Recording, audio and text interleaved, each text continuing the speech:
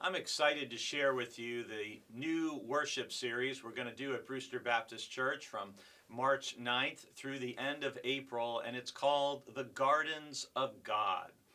Right now, as I'm recording this video, the ground outside is covered with snow. You can't even see the ground, and the primary color is white. By the time we finish this series, the last week of April, looking around outside, it'll look much more like the shirt I'm wearing today. It will be bright green. And even though there's snow on the ground, the days are getting longer, and we know spring is coming. In the Bible, it starts with creation, and humanity begins in a garden in Genesis. You might also know that the Bible ends in Revelation chapter 22 with reference to a garden.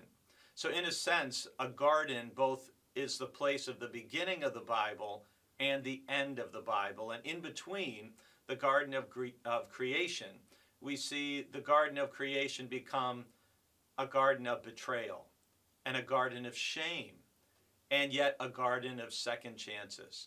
As we move through the scriptures, we hear about the garden of love and the Song of Songs, or Song of Solomon as it's called. And in the life of Jesus, we see a garden of prayer, a garden of betrayal again, a tomb in a garden, and then a resurrection that takes place in a garden.